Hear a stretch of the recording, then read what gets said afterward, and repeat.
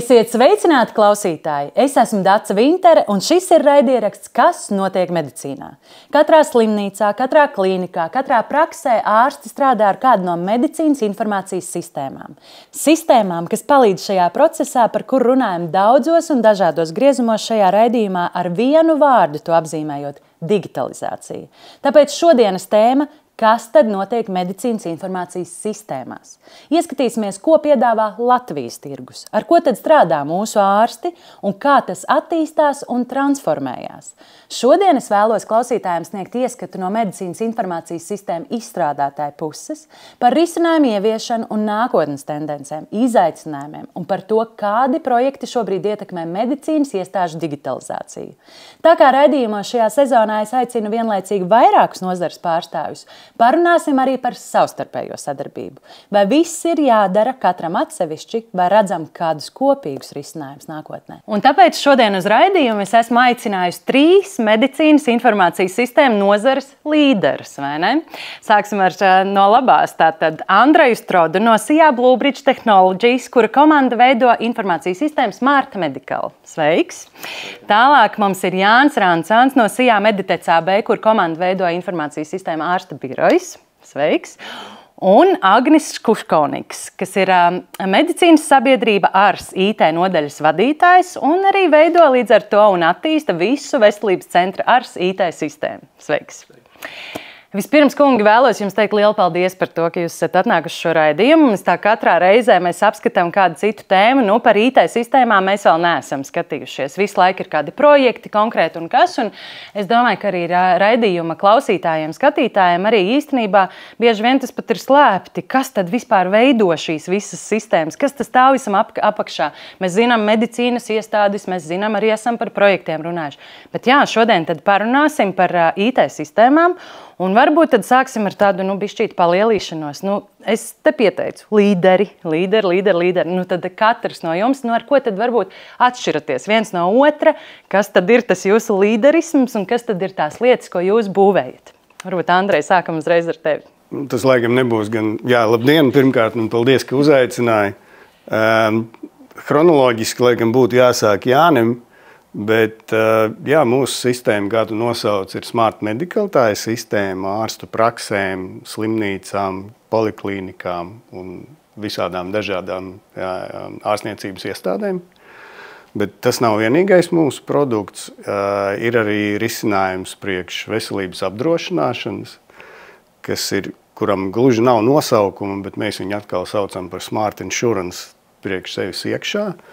Un tas, laikam, ir tāds diezgan unikāls risinājums pasaules mērogā, jo cik es arī redzēju, kad arī citās pasaules valstīs reti, kur tās veselības atlīdzības regulējums notiek tādā līmenī, kā viņš notiek Latvijā. Tas ir tāds, un, protams, mums ir arī portāls pacientiem pie ārsta LV, kur var pieteikties pie ārsta gan klātienes, gan attālinātajām konsultācijām. Droši vien mēs bijām, laikam, pirmais uzņēmums, kas Latvijas tirgū ieviesa programmatūras nomu. Mums ir programma izvietota klaudā, mākonī, un viņi ir pieejami caur pārlūku programmu.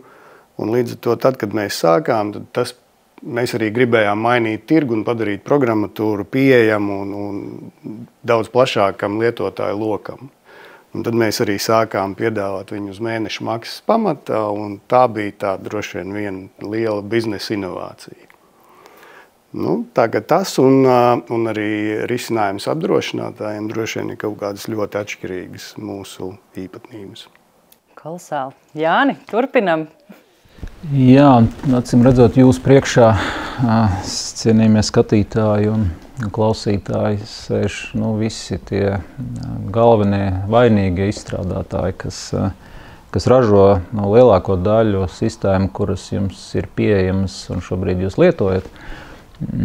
Jā, kā jau Andrejs iesāka, tad chronoloģiski sanāk ārsta birojas radās īsi pirms Smart Medical, bet Smart Medical aizgāja nedaudz citu ceļu attiecībā uz izmantojamām tehnoloģijām un arī to biznesa modeli, kuru mēs pēc tam adoptējām un arī faktiski esam vairs nevis sistēma piegādātāji, bet sistēma pakalpojums sniedzēji. Ja. Un, mēs ražojam ārsta biroju. Jau būs 28. gads, kopš šis risinājums ir pieejams tirgu. Apkalpojam arī pacientus, tādā ziņā, ka viņi var arī ar mūsu pacientu portālu, kas ir e-veselības.lv, var nokļūt pie ārsta, respektīvi pierakstīties, sameklēt ārstu un nokļūt pie ārsta. Un nedaudz gatavojoties raidījumam, es mēģināju sameklēt tās interesantākās lietas, vai varbūt ar ko mēs atšķiramies, un tad es nonācu pie secinājuma,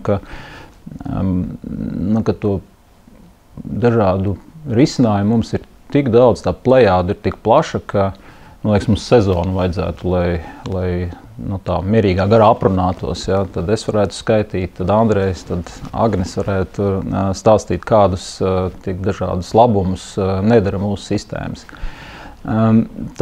Tā funkcionalitāte ļoti plaša, un ticiet man, 28 gados var ļoti daudz visu kaut ko uztaisīt. Tas būtiskākais, acīm redzot, ir tas, ka mēs faktiski sekojam līdz laikam un klausamies mūsu klientos un veidojam tādus risinājumus, kas viņiem ir nepieciešami. Ja? Un tad mūsu klients, mūsu lietotājs ir ārsts. Ja? Mēs taisam sistēmas ārstiem pamatā. Ja? Un, tā kā ārsts strādā dažādās iestādēs, tad sanāk, ka sistēmas ir iestāžu risinājumi, ja, kuras apkalpo arī visas iespējamās iestāžu vajadzības, kas ir saistītas ar veselības aprūpes pakalpojumu nodrošināšanu. Ja. Tā kā ārstam darba vieta ir, es domāju, ļoti ērta un moderna mūsdienās. Ja. Kā tikai viņam būtu spēks, jauda, zināšanas un laiks tos mūsu risinājumus izmantot. Agni, tātad ārsts te gan ir jau šaurāk, bet man liekas tajā pašā laikā tikpat plaši arī savā funkcionalitātē. Jā, es pārstāvu medicīnas sabiedrību ārsts un esmu IT daļas vadītājs. Un šodien noteikti mēģināšu runāt no tādas programmatūras izstrādes un no programmatūras skatu punkta, bet klausoties kolēģus, skaidrs, ka ārsts, tāpat kā visas citas medicīnas iestādes Latvijā, izmanto gan viena, gan otra ražotāja programmatūru lielākā vai mazākā mērā.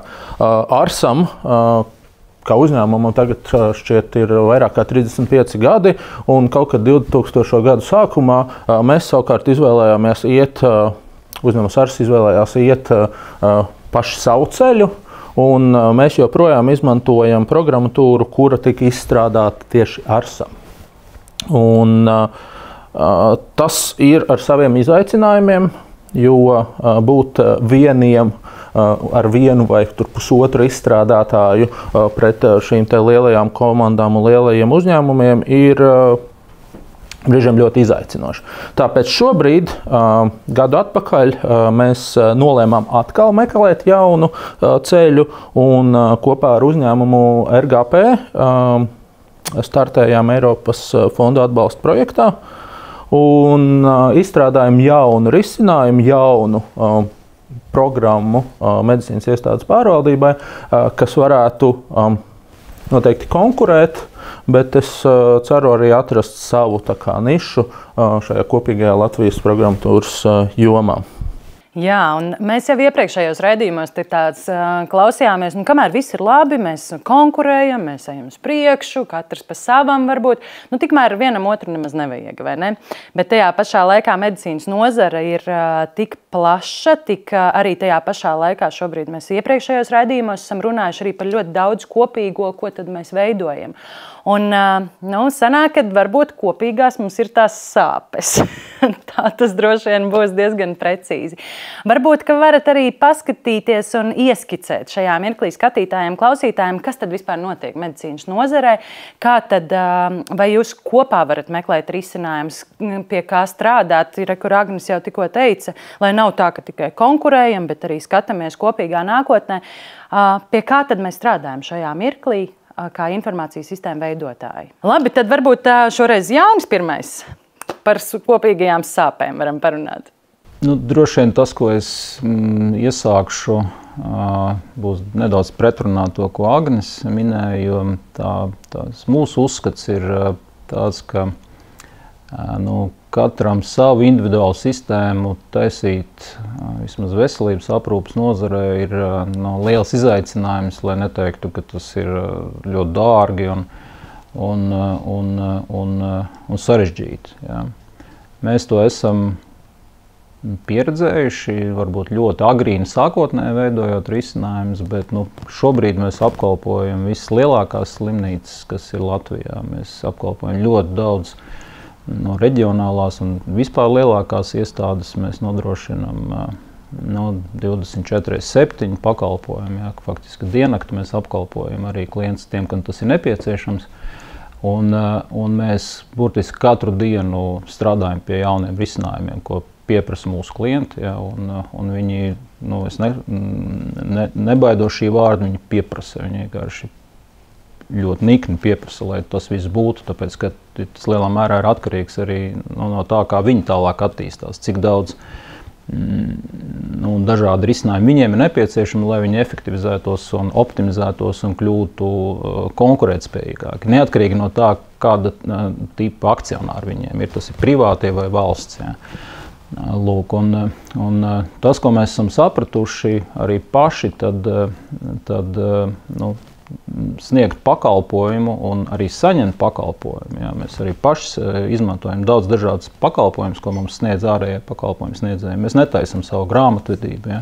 Mēs netaisam savu lietvedību, mēs nebūvējam savus birojus, mēs nedaram neko tādu, kas nav mūsu pamatlieta. Jā. Mēs daram to, ko mēs pamatā mākam, ja, un mēs mākam taisīt slimnīcu informācijas sistēmas. Ja. Mēs to tiešām mākam darīt, ja, jo 28 gadus būt tirgu un faktiski nemainīt šo te kursu, ja, tas nav viegls uzdevums. Ja.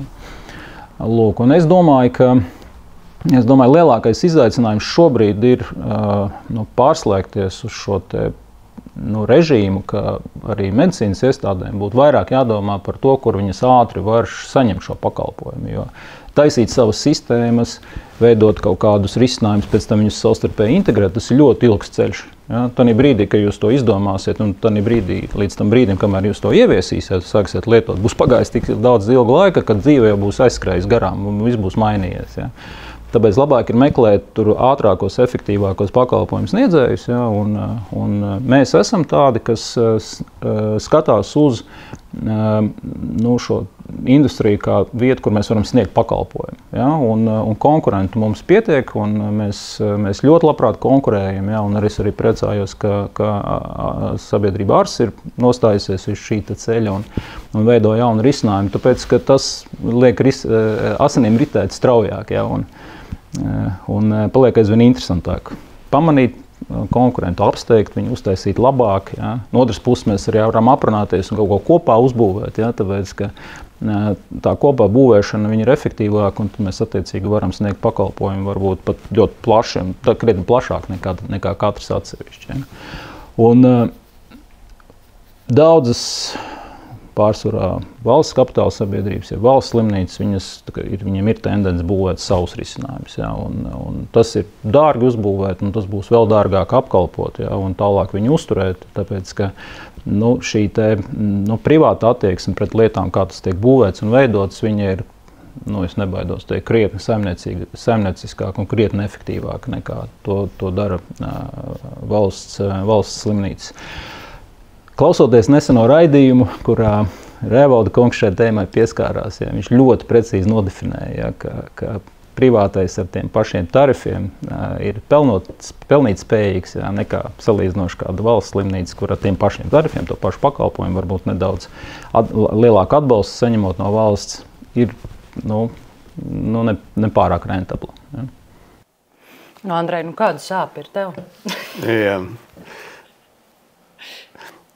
Mums ir vairākas sāpes, kur tik mums nesāp.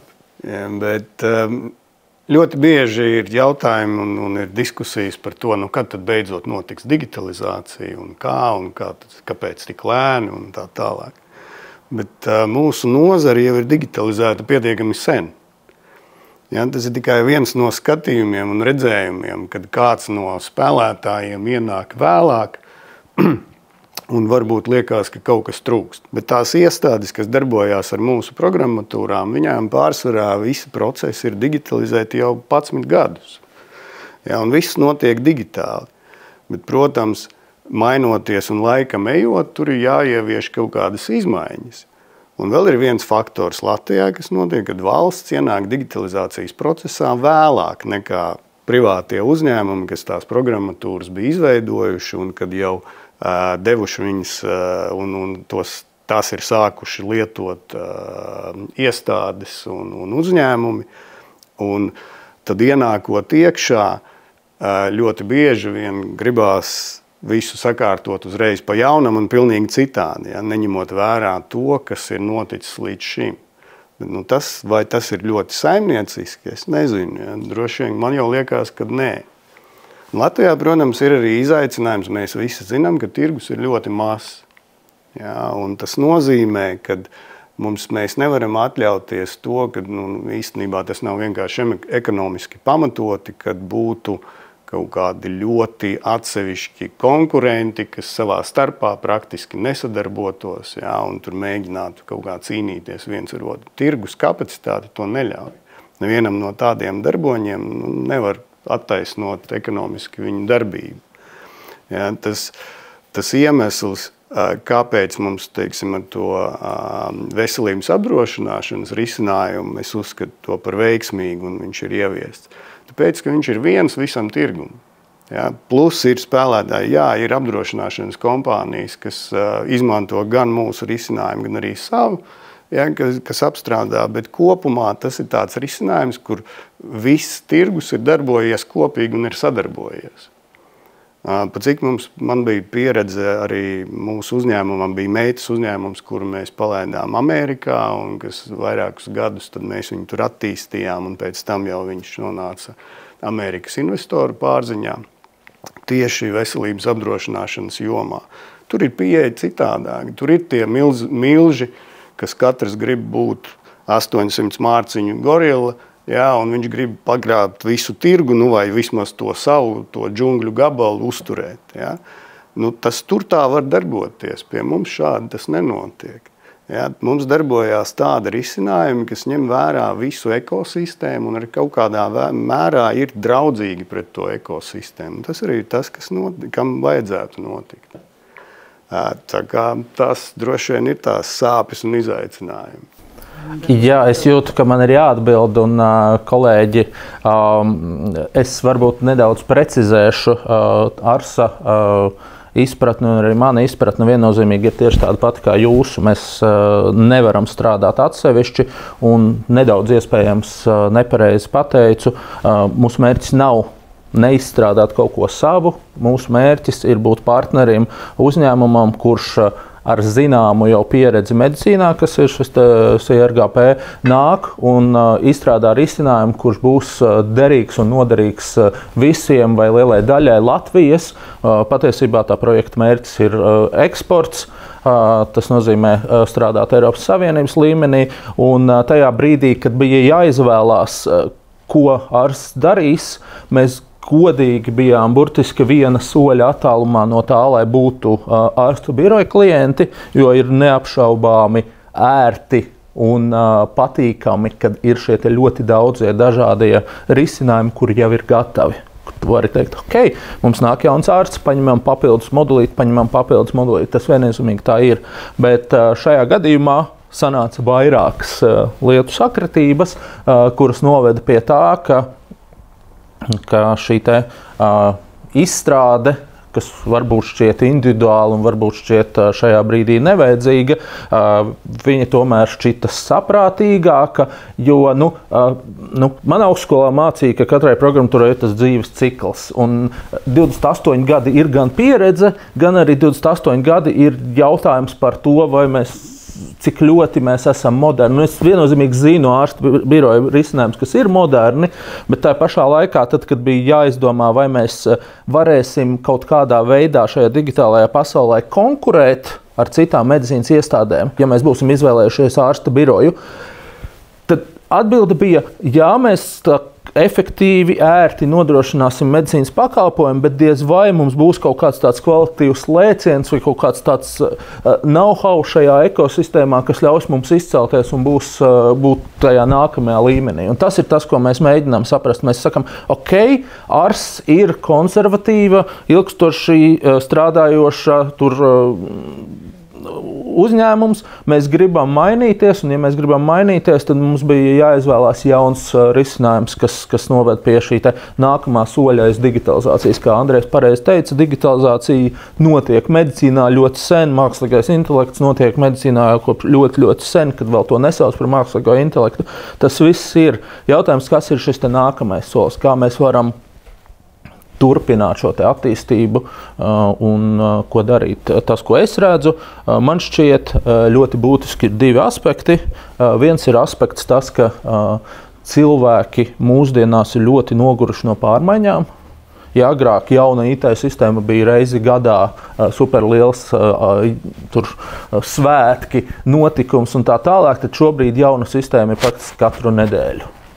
Un es domāju, ka mums visiem kopā būs jāsaprot un jāatrod risinājums, kā tad palīdzēt cilvēkam labāk pieņemt šos jaunos risinājumus, kā nodrošināt stabilāku šo sajūtu. Un tur būs tā, ka IT speciālistiem būs jābūt psihologiem, viņiem būtu jābūt vēl vairāk psihologiem nekā viņi ir šobrīd, un jāmeklē šie skaidrojumi un šis veids, kā palīdzēt cilvēkiem vēl precīzāk nekā šobrīd mēs jau to darām visi kopā.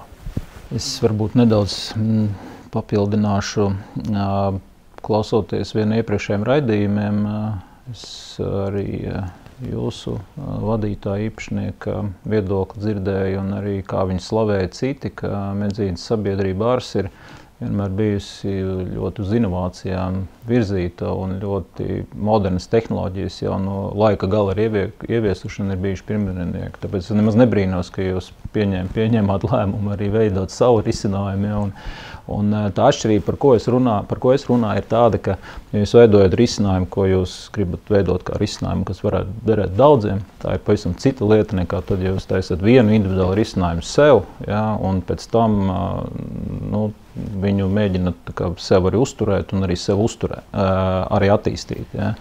Un ja jūs vēl tam tērējat valsts naudu, tad man ir drusku žēl, ja godīgi teiksim. Ja.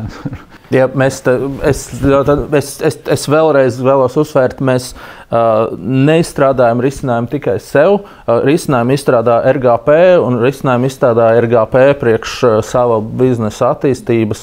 Ārsts ir tas, kas nodrošina šo medicīnisko zināšanu bāzi. Tāpēc es saprotu, jā, tad jauns konkurences aspekts, bet es pilnīgi visam, ko tu saki līdz šim, es pilnībā piekrītu un pievienojos. Es tieši tāpat domāju par nozari un tas tā ir. Bet, nedaudz ejot drusku uz priekšu, es gribēju pakomentēt, ko Andrejs teica par to, ka digitalizācija jau notiek un viņi jau ir daudzās sfērās jau aizskrējuši tālu priekšā tam, ko varbūt veselības aprūpes resora cilvēki, vadītāji šobrīd skatās uz to. Ja? Piemēram, viens ļoti konkrēts piemērs ir vienotais pieraksts.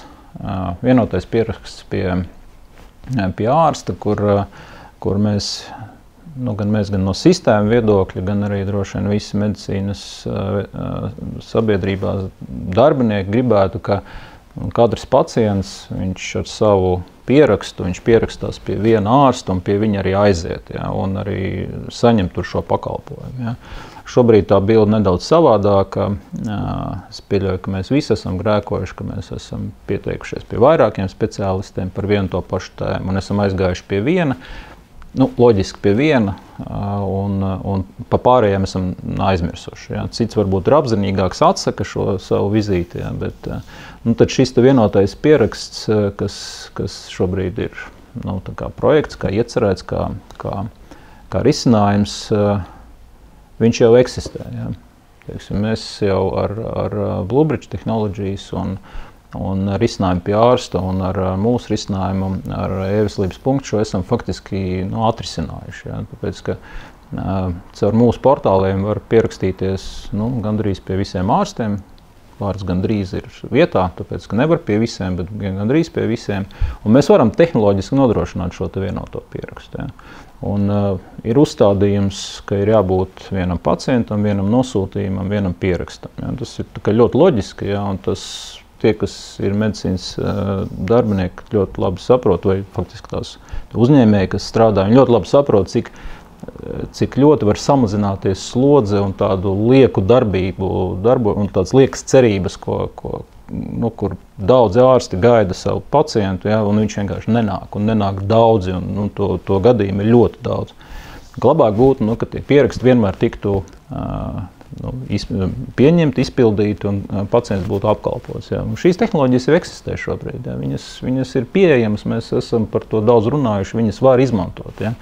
Lūk, ja valsts pieņems lēmumu veidot savu jaunu risinājumu, ja, tas ir tādā virzienā, ko es saku, kas manuprāt, nav pareizi. Ja. Tas ir lieki tēriņi, liekas laiks, kamēr to visu uzbūvēs, sataisīs, kamēr tas viss sāks strādāt, lielākais ienaidnieks būs laiks. Ja. Protams, arī nauda tiks iztērēta pietiekami liela. Ja. Tā vietā, lai to izmantotu jau tagad. Es teicu, klausos jūs visos, un tad no katra bišķīt paķerot digitalizācija jau eksistē, sistēmas jau ir, jaunas sistēmas tiek veidotas kā karsti pīrādziņi katru nedēļu, un tad īstenībā vēl ir ziņas, kurās ir, piemēram, pagājušajā nedēļā TOSā, tur jau tagad robots operē, ja? Plus vēl visu laiku ir pārmaiņas, cik mēs pārmaiņas ir nepārtrauktas. Tas viss tā kā liekas kopā, kā vispār neapmaldīties tām medicīnas iestādēm šajā visā plašajā piedāvājumā, tajā, par ko jūs runājat. Vai mēs vispār esam gatavi apkalpot, tiešām tādu jaunās digitalizācijas formas. Visu laiku tad viens tur ar AI uztaisīs jaunu ceptu sistēmu, viens tur grib integrēties ar vienu sistēmu. Es domāju, jums ir nepārtraukti integrēties gribētāji, ja, kas ir gatavi savu unikālo risinājumu veidot. Kā tajā visā neapmaldīties vispār, un vai mūsu reālā medicīna ir vispār gatava šīm pārmaiņām? Kā jūs šito visu redzat? Agnes, kur jau prasās jau pēc... Un jūs īstenībā pat Andersona kungs teica, kodola medicīnas klīnika jums pat ir, ja? Kaut kas tam līdzīgs. Ja, jau stāstīja, ka vispār liekas, wow! Man šķiet ļoti labi, ka mūsu ieraksts notiek pēc Riga.com konferences, jo tas arī iedeva tādu skatījumu par to, kas vispār notiek IT nozarē Latvijā, zināmā šķēlumā, bet es domāju, ka man tikko bija saruna ar manu IT administratoru, un es viņam prasīju, kā tu neapmaldies visos šajos jaunajos standartos, visos šajās jaunajās sistēmās, un viņš teica, viens cilvēks to visu iemācīties un atcerēties nevar. Patiesībā tas, ko tu vienīgais vari, tu vienkārši katru dienu nāc un strādā, un tu uzturi, lai kārtībā ir tas tava sistēma, tava schēma, kas ir uztaisīta, un labi, ja tu spēj būt aktuāls un informēts, kas notiek tieši tavos risinājumos. Ir ļoti grūti vienam aptvert visu to, kas apkārt pasaulē notiek, varbūt pat Latvijā notiek. Tāpēc man arī šķiet pareizi un saprātīgi, ka šos te arhitektūras, šos te strateģiskos jautājumus, kas ir IT sistēma arhitektūras jautājums, ka tos risinātu kāds centralizēti un ka mums būtu vienots veids, kā to darīt. Un, manuprāt, jau Nacionālais veselības dienests arī ar tādu iniciatīvu nāca, un tā viņa iniciatīva par šo te ekosistēmu, kurā tad visi izstrādātāji nāk kopā un darbojās un realizē uz valsts standarta pamata realizē savus risinājumus, ir ļoti skaista. Diemžēl, kā mēs redzējām tikko no stāstītā, nevienmēr tas joprojām notiek, jo pagaidām vēl, vismaz šis te pieraksta risinājums šķiet ir vēl tāda pēdējā kāja, kas aug no mūsu e-veselības un no šī te vēsturiskā projekta. Jo es es neesmu tik dziļi šajā jomā, bet šajā ekosistēmā iekšā kā medicīnas iestādes pārstāvis, bet man šķistu, ka tā mēs ietaupīsim tiešām gan laika, gan cilvēku resursus, ja mēs varētu beidzot visi sēdēt kopā un rīkoties vienotā veidā. Skaidrs, ka ir sarežģīti arī būt tam regulētājam, jo izstrādāt likumu vai noteikumus mūsdienās, tas ir, kamēr to ar visiem saskaņo, tad, kad tu viņu pieņem un tas stājās spēkā, viņš jau ir novecojis, ir jau 3 citas jaunas tehnoloģijas, kuras vairs nepaklājās tajā. Un arī tas, protams, ir izaicinājums. Bet tik un tā, vai tas būs Latvijas līmenī, vai varbūt mēs kaut kādā brīdī nonāksim pie tā, ka tas ir Eiropas līmenī un ka viņi mūs palīdzēs regulēt, bet katram atsevišķi mēs nevarēsim un tikai kopā un tikai kaut kādā veidā deleģējot šo te arhitektūras būvēšanu centralizētu, mēs, manuprāt, varēsim efektīvi virzīties uz priekšu. Andrejs jau prasās, man Agnes tā kā trigeroja tur 2 lietas, ko es gribēju pateikt. Viens ir par tām ekosistēmām. Ir arī tāds populārs uzskats, tagad mēs sāksim veidot ekosistēmu. Viņu nevajag veidot, viņi jau ir. Vai mēs gribam vai nē, vai mēs tur esam tā kā formāli iestājušies vai nē.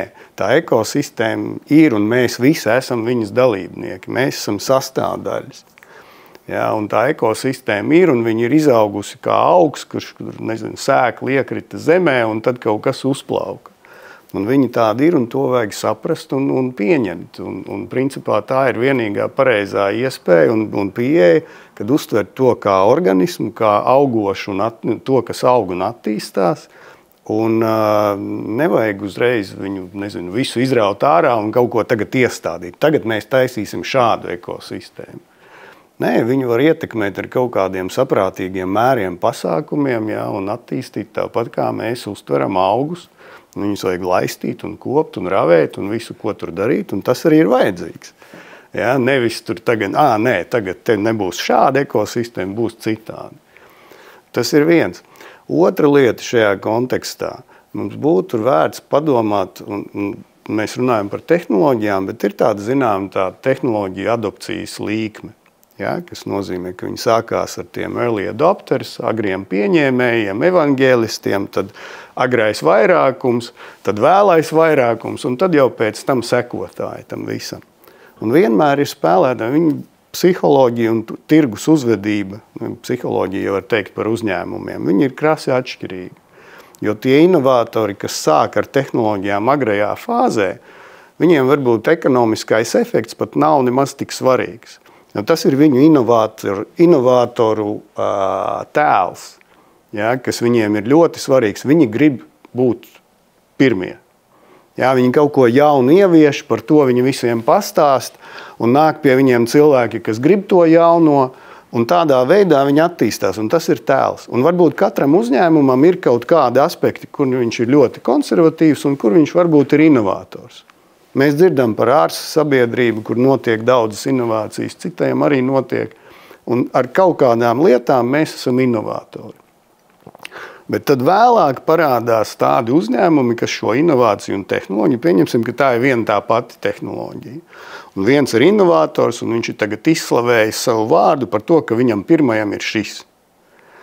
Un tad nāk nākamais, un viņš sāk domāt, varbūt to var kaut kā ļoti izdevīgi padarīt par lielu konkurentu priekšrocību, kad to var ekonomiski izdevīgi ieviest lielākā mērogā un būt labākam un pārākam par konkurentiem tīri biznesa rādītājos.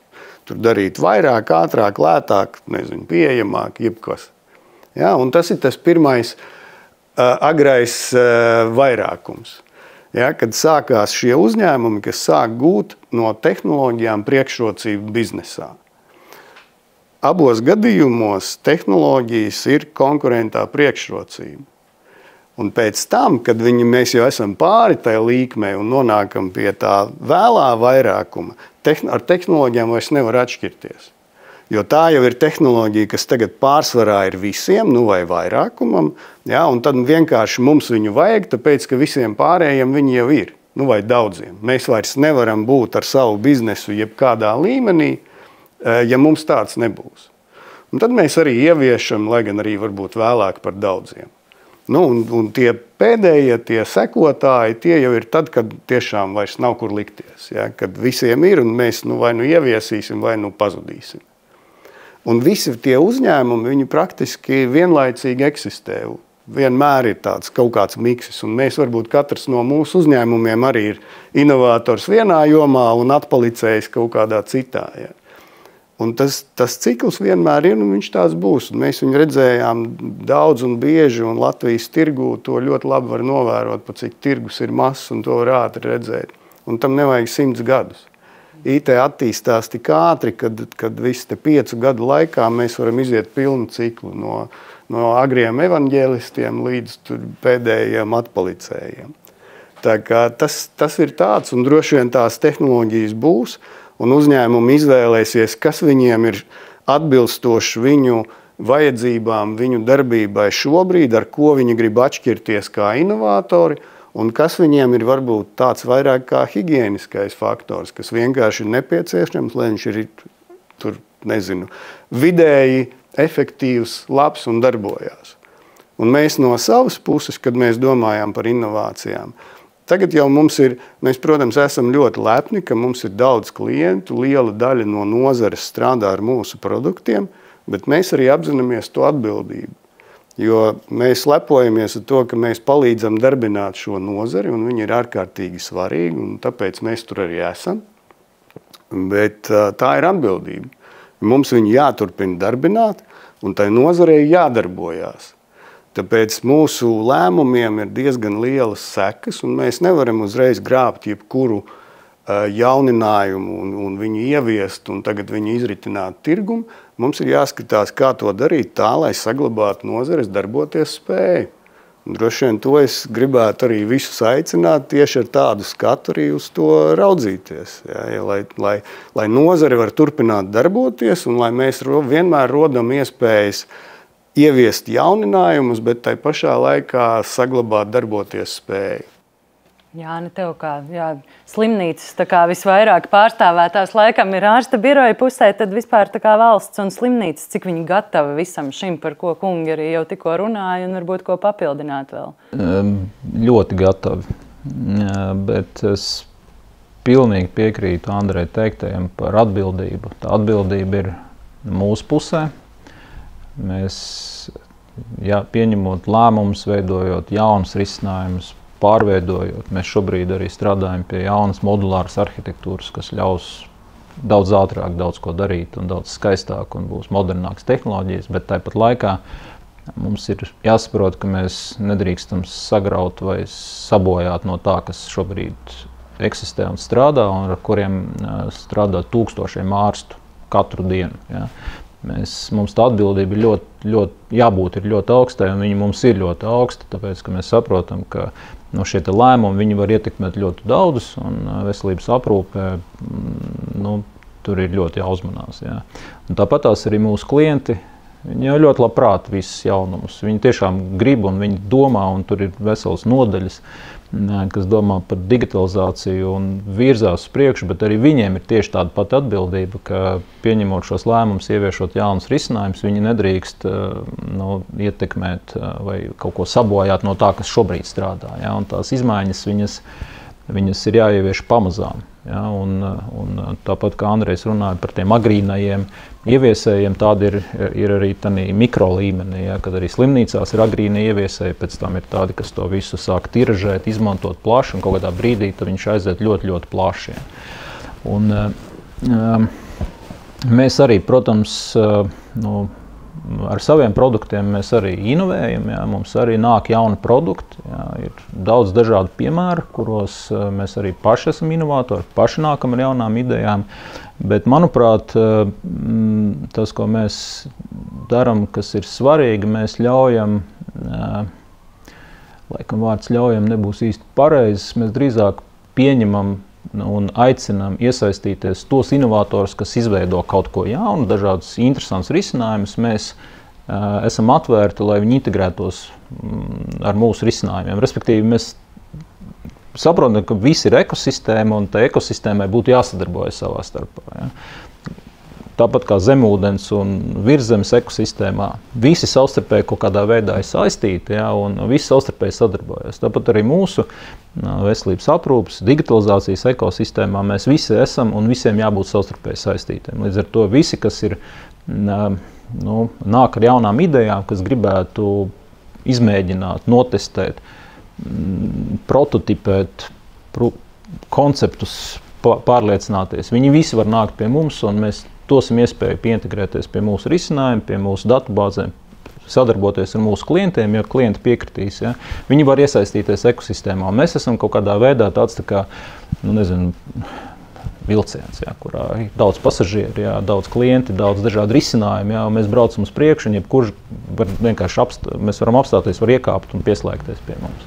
Un te arī ir kaut kādā mērā tā atbilde, ko Dots tu minēji, kā tad orientēties, ko tad darīt ar tiem daudziem dažādiem risinājumiem, tad mana atbilde būtu tāda, ka cilvēks ir apveltīts ar brīvu gribu.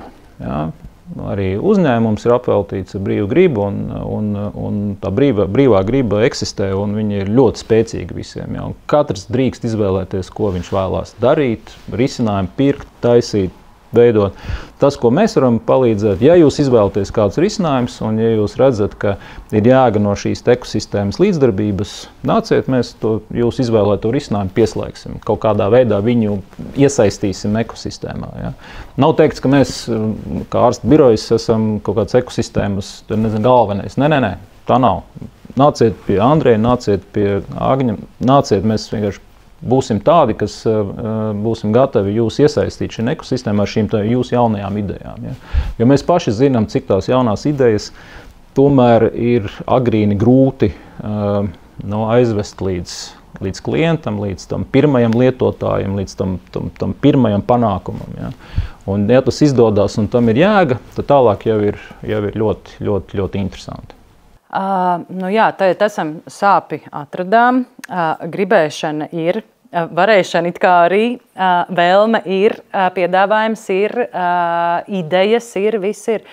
Bet atduramies to, nekas jau tāpat vien neveidojās, vai ne? Un tam visam ir kaut kāda veida finansējums vajadzīgs, un naudu mēs zinām, valstī ir tik, cik viņi ir arī privātie sektori, protams, kur droši vien Agnis vairāk varēs, mēs jau iepriekšējā raidījumā, kā vispār izdzīvot šajā visā laikmetā un izvēlēties labāko.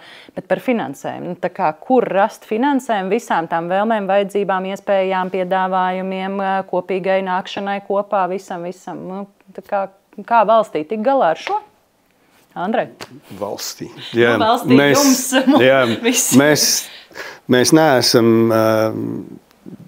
politikas veidotāji, lai gan, principā virtuvē mēs katrs noteikti esam. Mēs gandrīz virtuvē, varbūt viesistabā. Jā, mums ir atbildes uz visiem jautājumiem.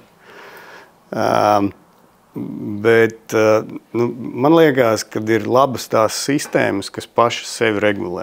No manas bērnības, jaunības pieredzes, es zinu, ka centralizēt regulēto sistēmu, man šķiet, ka nebija pārāk laba pieredze. Jā, ļoti efektīvas viņas nebija. Un Lāgā mēs tādas arī neesam novērojuši, ka tādas no centra pilnībā regulējumas sistēmas, ka viņas ļoti labi darbotos. Tāpēc man šķiet ir labi, kad ir tirgus, kur ir vairāki spēlētāji, kad ir klientiem, lietotājiem ir iespēja izvēlēties, un viņi var izvēlēties to, kas viņiem labāk tīk. Un kaut kādā veidā ir jāizveido tāds tas finansējuma mehānisms, kad klientu nauda nonāk pie tiem, kas piegādā tos risinājumus, kur viņi attiecīgi ir izvēlējušies. Un tas ir arī tas, kas var darboties. Kas Latvijā, protams, ir diezgan liels izaicinājums, kad īpaši lielo klientu segmentā ir pietiekami zems cenu līmenis pasaules mērogā. Mēs arī manā tajā Amerikas epizodē mēs bijām salīdzinājuši un mēģinājuši pārnest. Ja mūsu uzņēmums būtu darbojies Amerikā ar precīzi tādu pašu klientu skaitu, tad mēs būtu precīzi 20 reizes lielāki. Jā, un toreiz tas tur bija, tā atšķirība, ja viņi tā kā parēķina naudā, tad tas ir ļoti iespaidīgi. Varbūt Amerikas tirgus ir tāds, nav tas raksturīgākais, kur principā veselības nozara ir, man šķiet, 5. daļa no visas valsts ekonomikas. No GDP man šķiet, ka viņiem ir vairāk pa 20-21% vai kaut kas tam līdzīgs. Līdz ar to tas ir milzīgs pasākums un ļoti liela ekonomikas daļa. Bet arī citās Eiropas valstīs kopumā IT budžeti ārstniecības iestādēm, veselības aprūpes nozarei ir lielāki. Jā, un tās naudas, kas nonāk arī IT sistēmu finansēšanai un uzturēšanai, viņas ir ievērojami lielākas. Tas ir viens no izaicinājumiem šeit. Mēs esam sākuši no ļoti zemas bāzes, vairākus gadus atpakaļ. Un, protams, apzinoties to, ka tirgus bija vēl sensitīvāks pret cenām tajā brīdī, un mēs gribējām padarīt viņu, tomēr dot kaut kādus rīkus, kas ir vajadzīgi darbam, arī padarīt viņus par pieejamiem.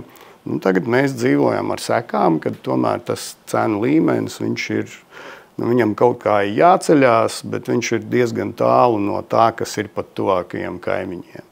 Ja, mēs vienmēr salīdzinamies ar Igauņiem, un tad tur ir laikam dubultas atšķirības. Mums jau ir pat speciāls sadaļas digitalizācijas finansējums. Varbūt Jāni, varbūt turpini, lai mēs pavisam nekavējam. Es domāju, ka naudas pietiek.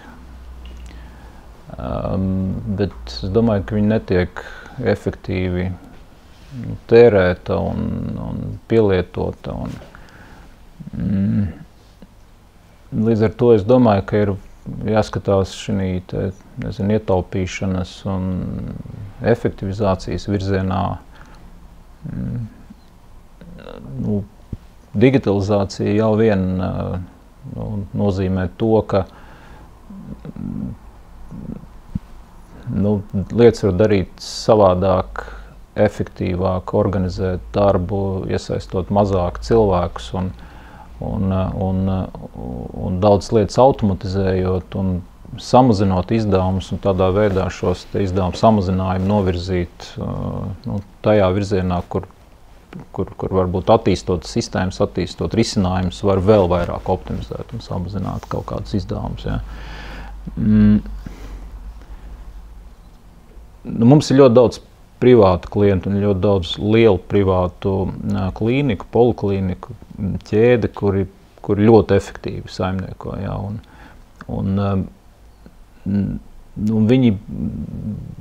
viņi diezgan daudz naudas tērē un arī iegulda dažādu risinājumu attīstībā ar to mērķi, lai iegūtu pēc tam lielāku efektivitāti kaut kādās varbūt novecojošās funkcijās. Ja. Piemēram, reģistratūras, dažādi zvanu centri, kur pacienti zvana, nāk un grib tikt pie ārsta, un nevienam nav noslēpums, ka daudzām sabiedrībām, daudzām iestādēm ir grūti tikt pie ārsta, pie viņiem ir sarežģīti pierakstīties, jo telefoni ir aizņemti, un pieraksts notiek viļņveidīgi, un pārsvarā viņi viss vietas ir aizņemts, ja, un tas sabiedrības loceklis, pacients, viņš ir tādā bezizējā, ja, un lai viņš varētu apkalpoties, viņš dodās pie privātā, kur kā ar burvju nūjiņu pēkšņi viss ir iespējams. Ja. Tāpēc, ka ir gan ārsti, gan pieraksti, viss ir brīvs, un tevi velk iekšā tādu putekļu sūcē. Ja. Jā, tas ir maksas, protams, tur ir droši vien tas keywords ir maksas, bet kā viņi ir nonākuši līdz šīm, tas ir pārveidojot procesu, domājot, kā padarīt lietas efektīvāk. Ja, arī valsts finansētās valsts kapitāla sabiedrībās šī tendence eksistē. Un manis pieminētā reģistratūra ir viena no vietām, kur šo efektivitāti var iegūt ar jaunām tehnoloģijām. Ja, un arī reģistratūras un zvanu centri ir šobrīd modernizējami ar jaunām tehnoloģijām. Plus vēl var arī pāriet uz dažādu pakalpojumu, saņemšanu vai pakalpojumu veidu. Neveidot savus zvanu centrus, kas ir daudz cilvēku, savas reģistratūras, kur ir daudz cilvēku pieņemt darbā, pašapkalpošanās stendus, pieņemt darbā bezkontakta reģistratūru, pārveidot šos te procesus un ietaupīt lielas naudas. Mums ir klients, varētu pat vairāki, kuri skaita līdzi, viņi skatās, cik viņi varētu samazināt reģistratūras izdevumus, lai uzliktu vienu stendu, un tad viņi jūt to efektu, un viņi liek jau 25. stendu, tāpēc, ka viņu visā saimniecībā tas sniedz ļoti lielu efektu. Un arī pacienta pieredze ir daudz labāka, tad, ja viņam nav jāstāv rindās un nav jāgaida pie lodziņa, un ka viņš var pašapkalpoties, un viņš varbūt vispār var nenākt uz reģistratūru, viņš vienkārši dodās uz iestādi, viņš savā telefonā jau visu, zina, saprot, redz, viņam ir tur zināms kabinets, laiks, kur viņam ir jānokļūst, tā tālāk. Es domāju, ka tādā virzienā ir jāskatās visiem, pamācīties no privātā sektora. Tava burvju noiņa, kā teikt. Tas ir Ars nav ķēdes uzņēmums, un tāpēc dažreiz ir tās situācijas, ka tomēr pat ja mēs to kiosku pašapkalpošanās uzliktu, mums jau šobrīd tur ir tikai 2 reģistratūras darbinieki, kuri vai nu viens iziet, otrs iziet, un mēs īsti nevaram samazināt. Un dažreiz tā digitalizācija un tā pacienta ērtība, viņa notiek, tas finansējums tiek ieguldīts, bet tas ietaupījums, viņš tā uzreiz neseko. Es globāli piekrītu, jā, ir jomas, kur tas viennozīmīgi, un tas ir, manuprāt, vienīgais veids, bet tad ir jāskatās arī uz to procesu maiņu. Uzņēmumiem, medicīnas iestādēm ir jāskatās uz procesu maiņu, vai tiešām ir efektīvi strādāt atsevišķi, vai tiešām ņemt pašiem savus kaut kādus risinājumus, varbūt atrast kaut kādus ārējos tiešām pakalpojumus. Bet, ja mēs tā finanšu virzienā skatāmies, tad man jau liekas, ka nekas jauns nav izgudrots. Ja mums kaut ko vajag, tad atrodam līdzekļus tajā esošajā naudas apritē, vai optimizēt vai ne. Ja mēs gribam kaut ko jaunu, tad skatāmies uz Eiropas Savienības fondu un dažādu atbalsta sistēmu virzienu. Tas viennozīmīgi ir tā vieta, kur šobrīd lielākā daļa uzņēmumu dabūna to papildus finansējumu šiem projektiem. Tas strādā, laikam jau nav noslēpums, kad izstrādātājs izstrādā vienam klientam un pēc tam šo risinājumu kā par abonēšanas maksu piedāvā pārējiem klientiem. Un ir šis viens, kurš ir tas pirmo ir ieguldījis un šis process ir noticis, un pēc tam tad jau šī abonēšanas maksa, kas arī ir tāds, es zinu daudz cilvēkus, kuri joprojām uzskata, ka abonēšanas maksa ir, protams, ja tā grāmatvedēja paprasa, viņi tur pareiķina 5-10 gadus uz priekšu, viņi saka, nē, atsevišķu vienu maksājums ir krietni labāk nekā tā kā, jo, ja tu visu laiku kaut ko katru mēnesi maksā, vienā brīdī tu to fiksēto summu kaut kad pārsniegs, un tad tas vairs nebūs it kā izdevīgi. No otras puses, tas ļauj izstrādātājiem nodrošināt šo atbalstu un nodrošināt šo interesi no izstrādātāja puses turpināt un atbalstīt un attīstīt to risinājumu, jo ir šis finansiālā telpa, kur tad to darīt. Un tāpēc es domāju, abonēšana, Eiropas projekti, nekādas jau jaunas burvju noiņas īsti nav. Un, protams, individuāls darbs no tiem cilvēkiem, kuri tajā ir iekšā. Jā.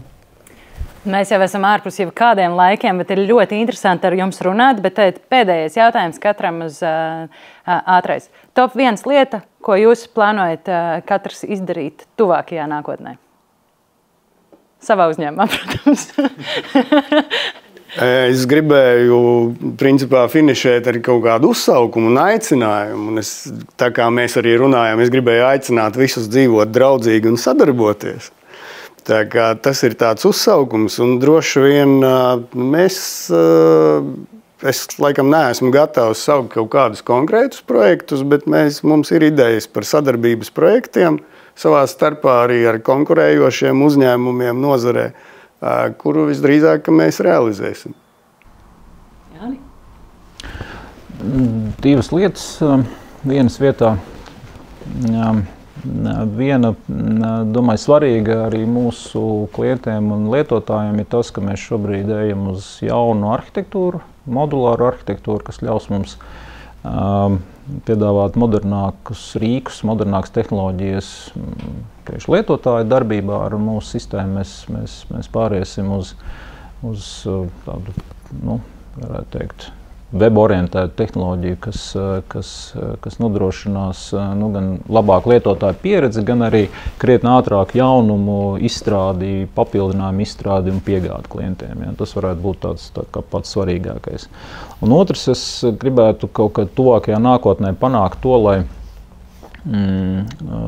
ārsts, strādājot ar pacientu, jeb runājot ar pacientu, viņš tiktu klāt pie visiem datiem, kur pacients ir apkalpojies jebkurā citā slimnīcā, jebkurā citā vietā Latvijā.